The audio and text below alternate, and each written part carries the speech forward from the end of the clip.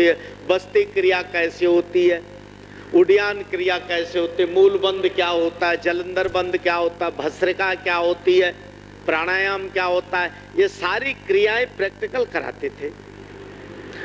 तो महाराज जी ये ड्यूटी लगा देते थे कि हीरानंद जी आप सारे गुरु भाइयों को ये कराओ क्रिया। तो नंगल सरकार जो थे उन सारे महात्माओं को वो क्रिया कराते थे, जिसमें स्वामी बैरागानंद जी थे, स्वामी बेअंतानंद जी थे, स्वामी अजून्यानंद जी थे, अभेदानंद जी थे, अनंत प्रकाशानंद जी थे, विवेक सुखानंद जी थे, सारस्वतानंद जी थे, स्वामी निर्भरावानंद जी थे, बड़ी बड़ी विभूतियां वो सब थे। वो सब महाराज जी के द्वारा योग शिक्षा वहां लेते थे। एक दिन एकाएक चकोड़ी मठ में श्री महाराज जी बोले कि चलो हमको वहां ले चलो जहां हीरानंद जी योग सिखा रहे हैं बच्चों को। गुरुदेव को वहां ले आए, वो टाली के नीचे पलंग रख दिया, टाली के नीचे पलंग रख दिया, महाराज जी बैठ गए पलंग में विराजमान, दर्शन दे, सारे संत आए, सबने दंडवत प्रणाम किया। महाराज जी बोले तुमको सिखाने वाला जो हीरानंद है वो कहाँ है? बोले महाराज यही थे हमारे बीच में। बोले ढूंढो कहाँ है? ढूंढा ढूंढा ढूंढा कहीं नहीं। बोले ऐसा है कहीं इस पेड़ पे तो नहीं चढ़ गया, देखो तो ऊपर चढ़ के। अब महाराज जी कौतुक वचन लीला करी, तो बारी बारी से सारे संत चढ़े पेड़ पर, सब पत्ता पत्ता छान मारा, कहीं ऊपर नहीं। अरे भाई 7 फीट का आदमी, बड़ा लंबा कद था महाराज जी का, कहां मिलता टाली के पेड़ पर? कहीं नहीं मिले। जब वो सारे संत हार गए तो दयाल प्रभु के आगे विराजमान सारे संत कहने लगे प्रभु जी उनका तो पता नहीं, अब आप ही जाननहार है कहाँ है। बोले हम आज्ञा देते हैं हीरानंद जी नीचे उतर आओ। और पेड़ में से प्रकट होके नीचे उतरे सबके सामने। ये उस किताब में वो कथा दर्ज है जिन्होंने अपनी आंखों से देखा है। उसमें आत्मा रामानंद जी और बाई दयाल रामानंद जी और गुरु प्रेमानंद जी अभी तक, और कुछ आनंदपुर में ऐसे महात्मा जिन्होंने वो लीला देखी है, और आज भी वो लोग जीवित हैं और वो बताते हैं इस विषय को। ऐसी लीला, वो अदृश्य हो जाना, रहना हमारे बीच में लेकिन दिखाई नहीं देना किसी को, ये सारी विशेषताएं उसमें उनमें थी। एक सतोगुणी साधना के, जो साधना, जो अजपा जाप, जो अनहद नाद, जो सहज समाधि, जो उपदेश आप सबको दिया हुआ है, उसी की कमाई उन्होंने भी कहा। लेकिन उन्होंने क्या, अत्यंत सात्विकी वृत्ति से। तुम करते हो तामस या राजस वृत्ति से। तुम इसलिए भजन करते हो कि मेरे बेटे का नौकरी लग जाए, मेरा बेटा अच्छे नंबरों से पास हो जाए, मेरे घर में संतान मिल जाए, मेरी दुकान नहीं चल रही दुकान चल जाए, मेरा मुकदमा नहीं ठीक हो रहा मेरा मुकदमा जीत जाए, मेरा रोग कट जाए। तुम संसार के स्वार्थ को लेकर के गुरु धारण करे हो और गुरु मंत्र का जाप करते हो। तुम सबके सब तमोगुणी हो, तुम्हें उस मंत्र की सिद्धि नहीं हो सकती। सिद्धि उसी को होगी जो निष्कपट निष्काम भाव से उस दीक्षा को जप करेगा, उसकी कमाई करेगा, जैसे श्री महाराज जी ने स्वयं अपने जीवन में करी। क्या आप ऐसा करेंगे? मैं तो आशा करता हूं कि आप ऐसा करेंगे, जरूर करेंगे। यह सर्वश्रेष्ठ मार्ग है, इसमें आप सारी मखलूकात से जुड़ जाते हैं, सारी समष्टि से जुड़ जाते हैं, और समग्र विश्व में आपके संकल्प सिद्ध हो जाते हैं। दूसरी घटना उनके जीवन की, अभी तक सुनाने वाले सुनाते हैं। नंगल विहाला की बात, लाहौर में सतगुरुदेव नंगली सरकार सत्संग कर रहे थे, और नंगल विहाला में यहाँ होशियारपुर के गांव नंगल बेहाला में, तहसील दसवा में, श्री महाराज जी एक ही कमरा था वो चक्की वाला, उसके ऊपर शाम के टाइम आरती प्रार्थना के बाद महाराज जी प्रवचन कर रहे थे। तो गर्मी के दिन थे, तो 25-30 घड़ा पानी भर के रखा रहता था संगतों के लिए, ठंडा हो जाएगा छत पर, और सवेरे उठा के वो कुल्लियों में रख दिया जाता था संगतों के पीने के लिए। रात को प्रवचन करते करते एकाएक महाराज जी ने हुक्म फरमान किया कि संगतों ये घड़े उठाओ, पानी के लाहौर की तरफ फेंक दो। नंगल बेहाला में ये वचन कहे कि ये जल के घड़े उठाओ और लाहौर की तरफ फेंक दो। बस क्यों फेंको, जल्दी फेंको। क्यों कि लाहौर में नंगली सरकार जिस समय प्रवचन कर रहे थे, एकाएक दीवा से स्टेज को आग लग गई। संगत में जब भगदड़ मची तो उसी वक्त लाहौर में महाराज जी बोले, भाई संगतों अपनी अपनी जगह बैठ जाओ, ये आग बुझाने की सेवा जो है वो योगी हीरानंद जी ने अपने हाथ में ले ली है, आग बुझ जाएगी।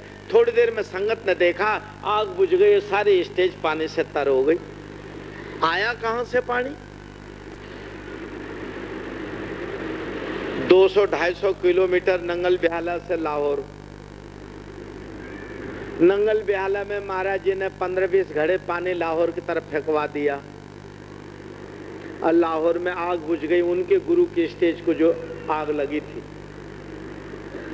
यह रहस्य जानने वाले पंडित नानक चंद जी जिन्होंने ये कार्य किया आज हैं, पंडित अनंत राम जी आज हैं, श्री थानेदार बीरबल बख्शी जी हरिद्वार में रह रहे हैं, वो आज जिंदा हैं, श्यामलाल सहगल पंचकूले में रह रहा है, अभी जिंदा है, लाहौरी राम जी थे वो मर गए हैं, लेकिन अभी भी कुछ उस युग के लोग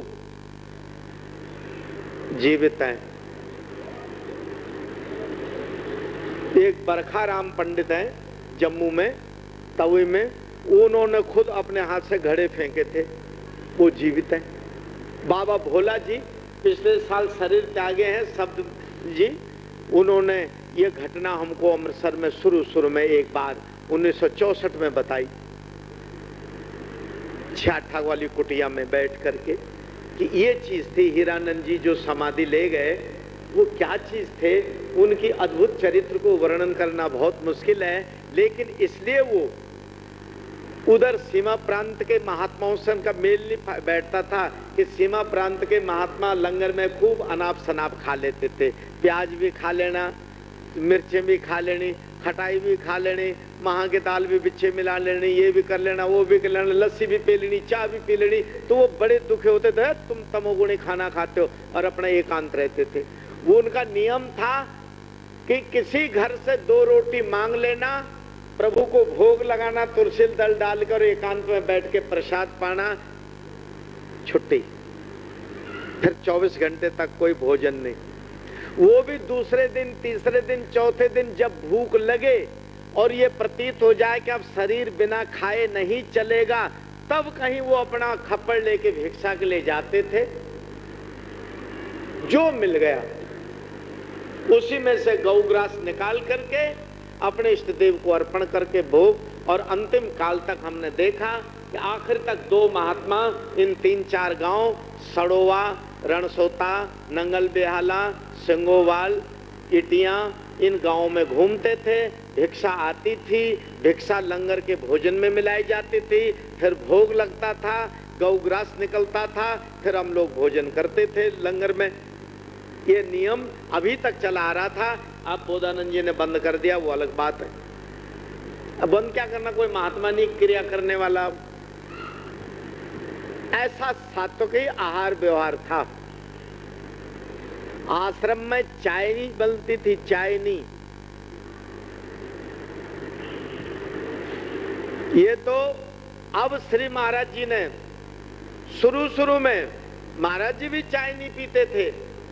बिहार वाली सरकार, परम जी महाराज, इन्होंने माता चिंतपूर्णी को कहा कि केशवानंद जो है ना गुप्त रूप में चाय पीता 4 बजे। तो गुप्त क्यों पीता है, इसको बना के दे दिया करो 1 कप, इसकी आदत बिगड़ी है कॉलेज से। तो माता अन्नपूर्णा जो थी वो प्रातः ही 4 बजे मुझे 1 कप में चाय बना के मेरे कमरे में भेज देती थी।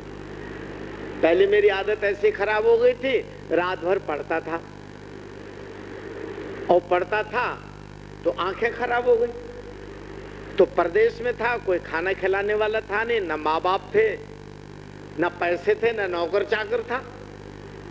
तो ऐसे ही हालत थी हमारी, कभी चने चावले, कभी किसी के साथ खा लिया, कभी नहीं खाया। लेकिन चूंकि पढ़ना है, जागना, इसलिए चाय जरूर पीते थे और वो आदत बन गई। अब तो बहुत कम कर दी, लेकिन पुराने लोग जानते हैं, जो उस 64 से पहले जो मेरे संपर्क में रहे, वो जानते हैं कि कम से कम दिन में 15-16 कप चाय तो पीते ही थे और रोटी नहीं खाते थे। तो वो महाराज जी ने धीरे धीरे कम करवा करके बिल्कुल छुड़वा दी। अब वो बात नहीं रही। तो स्वयं आश्रम के अंदर चाय नहीं बनते थे।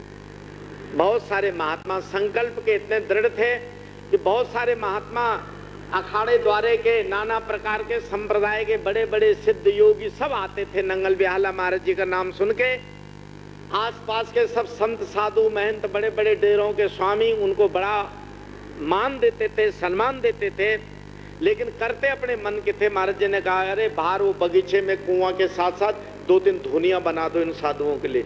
धुनिया बना दी, कुलियां डाल दी। ये साधु वहां इकट्ठा होते थे और इनकी गप लगती थी, खूब चिलम लगाते थे गांजे की। तो उन साधुओं के लिए महाराज जी ओंकारानंद जी को कहते थे, कुछ तमाकू, सिगरेट, चिलम, गांजा रखा कर और जो ऐसे फकड़ा है उनको दे दिया कर।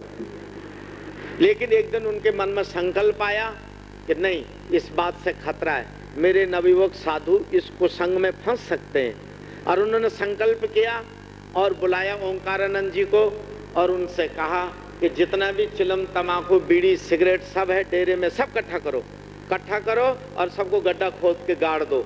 और गड़वा दिया और कहा, आज से इस जितना परिसर है आश्रम का, इसके अंदर कोई बीड़ी सिगरेट नहीं पिएगा। ऐसा संकल्प सिद्ध हुआ कि उस दिन से ऐसा कोई फकड़ आया ही नहीं वहां जो ये मांग करे कि मैंने धुनी लगानी है, कि मैंने सिगरेट पीनी है। आया ही नहीं स्वभावक। जब एक दफा वचन कर दिया तो कर दिया। जय गुरु। ऐसे वाणी सिद्ध थी, दृढ़ प्रतिज्ञा। भगवान राम के लिए कहते हैं कि सत्यवाको दृढ़ व्रत रक्षतम स्वस धर्मस्य सज्जनानाभिरक्षणम अजान भुज महाबाहो कम्ब ग्रीवो महानु। भगवान राम ही विश्व में ऐसे अवतार हुए जो वचन कह दें वो दृढ़ हो जाए, वैसे ही बोले, ऐसे ही वो संत उनके भी हैं। गुरु नानक देव जी ने पत्थर को पंजा लगा दिया, पत्थर से पानी निकल आया। कड़वे रीठे को पकड़ के झुका दिया, मीठा कह के वो टहनी मीठी हो गई। आज में मीठे छुआरे वर्गे रीठे लगते हैं, उसमें सब लोग प्रसाद पाते हैं। सारे भारत में विदेशों तक प्रसाद जाता है नानक तपा से। संत वचन अटलादा। संत वचन अटल होता है, जो उच्चारण कर देते हैं वही होता है। ऐसे दृढ़वाक थे। सेठ हरिराम के घर धनौला में रुके। धनौला में प्रवचन करते करते उनके पलंग के नीचे एक फणियल सांप बैठ गया और सामने संगत बैठी। ऐसे महाराज जी पलंग पर बैठे और सांप संगत को देख के फू फू करे। संगत डर के मारे, कभी महाराज जी बल देखे, कभी थल्ले देखे। अब किसी का मन सत्संग में लगे नहीं। महाराज जी ने धीरे से पैर नीचे रख दिया और सर्प ने पैर में काटा और वापस चले गया। अब संगत हाय हाय हाय करने लगी। कहा, चुप करो, अपनी जगह बैठो। सब अपना काम कर गया, तुसी अपना काम करो, बैठो। सारों को बैठा दिया। 2 बजे तक सत्संग हुआ और 2 बजे बाद महाराज जी अपने कमरे में एकांत में चले गए। और लोग कहे, वैद्य बुलाओ, झाड़ने वाले को बुलाओ, दवाई करो, इधर बांधो उधर बांधो, ये जड़ी खाओ, ये बूटी खाओ। बोले कुछ नहीं होगा। जैसे पंच तत्व की ये देह, वैसे पंच तत्व के शरीर सर्प की देह क्या करेगा। और कुछ नहीं हुआ। 2 बार उनको सर्प ने काटा। एक दफा पल्ली गांव में, तलवाड़े से ऊपर पल्ली गांव में, और एक दफा वहां। और दोनों वक्त जानबूझ के उन्होंने सर्प के मुंह में पैर दिया दूसरों को बचाने के लिए। काल किसी और के लिए आया था, ले लिया अपने ऊपर और सी तक नहीं करी। आराम से सत्संग किया, अपनी नित्य क्रिया करी, सवेरे टाइम से उठे, टाइम से टहलने को गए, टाइम से दूध पिया, टाइम से प्रवचन करे, कुछ नहीं हुआ। ऐसे शक्ति का मालिक आदमी जो है वो शराब पीने, मुर्गा खाने से, गाली करने से नहीं होता। इसके लिए तप की जरूरत है। और गृहस्थ के लिए सतोगुणी आहार व्यवहार होना, सतोगुणी भक्त होना, सतोगुणी प्रेमी होना, निष्कपट प्रेम, निस्वार्थ प्रेम इष्ट के चरणों में होना, ये सबसे बड़ी सिद्धिदायक मंत्र है इस कल युग में। तुमसे दूसरी चीजें सिद्ध नहीं हो सकती। तुम्हारे लिए कल युग केवल नाम आधारा, सुमर सुमर नर उतर ही पारा। रामई सुमरे गाय ही रामई, संतत सुनई राम गुण ग्रामई। आप अपने इष्ट का चरित्र को सुने, इष्ट की महिमा को जाने। पुरुषोक्त के अनुसार ततो महिमा जयास्य पुरुष पादो सेहा भवत पुनः। आपकी पुनः उस पद में प्रतिष्ठा श्रद्धा इसीलिए बनती है कि आप उस परमात्मा की महिमा को बार बार सुने, और जितना आप उसकी महिमा को सुनते जाएंगे आपकी श्रद्धा, आपका विश्वास वहां बढ़ता चले जाएगा, श्रद्धा दृढ़ होगी। इसलिए उनका पावन चरित्र तो जरूर सुनना चाहिए और बार बार सुनना चाहिए, और उसके हर पहलू पर विचार भी करना चाहिए।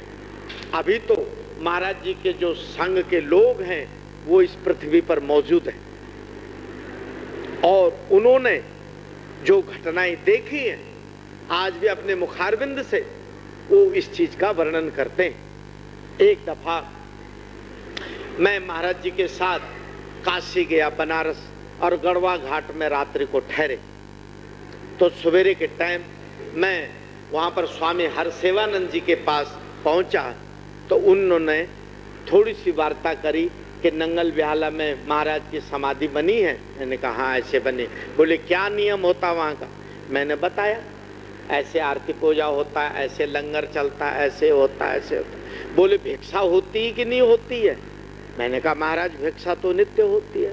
बोले तुमने जाना इतना बड़ा फकीर, इतना बड़ा ज्ञानी, इतने बड़ी संगत जिसकी हो, उसको भीख मांगने की क्या जरूरत है, क्यों मांगता है? मैंने कहा महाराज ये सन्यासी की एक परंपरा। बोले परंपरा नहीं है, शंकराचार्य की बनाई परंपरा। तो चारों शंकराचार्य में तो कोई भीख मांगने जाता ही नहीं। हमारे काशी में कई अखाड़े हैं, कोई भिक्षा के लिए नहीं जाते, कोई जाता होगा, 100 में से कोई एक या हजारों में से एक। लेकिन हीरानंद जी पहले दिन से भिखारी हैं। मैंने महाराज कैसे? बोले जब वो गुरु महाराज जी के सन्मुख उन्होंने ये रहस्य बताया कि परमानंद जी उनको नाम दिलवाने के लिए और लक्की मरवत ले गए थे। अफगानिस्तान के बॉर्डर में गांव है, वहां ले गए थे। तो उन्होंने श्री नंगली महाराज जी के द्वार पर जाके, और सफेद कपड़ों में थे, मिलिट्री से रिटायर्ड इस्तीफा दे के आए थे। तो वहां पर घुटना टेक करके पल्ला पसार के उन्होंने वही वचन कहा था जैसे अभी राघवानंद सुना रहा था कि कथम जानामि भगवन सर्वम विज्ञातम भवति तब तत्वम भिक्षा ददामहे, ये वचन उच्चारण करे थे कि ऐ शहंशाह, ऐ त्रिलोकी के मालिक, सच्चे बादशाह, वो एक तत्व क्या है जिसको जानने से कुछ जानना शेष नहीं है, मुझे वही महावाक्य भिक्षा में दीजिए। तो यही भिक्षा उन्होंने मांगी थी, और दयाल गुरु महाराज जी ने, नंगली सरकार ने सच्चे हृदय से वो भिक्षा उनको दे दी। तो वो कहते थे कि मैं उम्र भर भिक्षा मांगूंगा ताकि मुझे अभिमान न हो कि मुझे बात मिल गई है, ये अभिमान न हो मुझे। इसलिए वो पहले तो जब तक शरीर चलता था स्वतः ही भिक्षा करते रहे वर्षों तक। लेकिन जब संगत ज्यादा होगी, जिम्मेवारियां ज्यादा हो गई, तब उन्होंने अपने महात्माओं को हुक्म दिया कि तुम भिक्षा लाओ, और स्वयं भिक्षा का अन्न ही पाते थे। तो उन्होंने मुझे परमहंस महाराज जी की किताब का उद्धरण दिया। स्वामी हर्षवर्धन जी ने बताया कि देखो दयाल परमहंस महाराज जी के सच्चिदानंद प्रकाश में लिखा हुआ है कि एक 100 साल का बूढ़ा रास्ते भर की धूल इकट्ठा करके छलनी से छानता था, रोज यहां से लेके वहां तक के धूल रोज छानता था, यही काम उसका था। एक दिन कुछ नवयुवकों ने पूछा, बाबा आप ये धूल इकट्ठा करके क्यों छानते हैं? कहा रहे मैं एक दफा अपनी जवानी में जब मेरा ब्याह हुआ था, मैं अपनी दुल्हन को लेके इधर से जा रहा था, मेरी अंगूठी से हीरा गिर गया था ससुराल के रास्ते में। बोले तो फिर? बोले तब से मैं सारी ससुराल के रास्ते की धूल इकट्ठा करता हूँ और छानता रहता हूँ। 1 महीना लगता मेरा अपने गांव से लेके ससुराल तक, दूसरा महीना ससुराल से लेके अपने गांव तक, 1 महीना लगता वहां से वहां तक, वहां से वहां तक, इसी रास्ते की धूल छानता हूँ। आज 100 साल से ऊपर हो गया। तो जवानों ने पूछा कि हीरा मिल गया? बोले वो तो कभी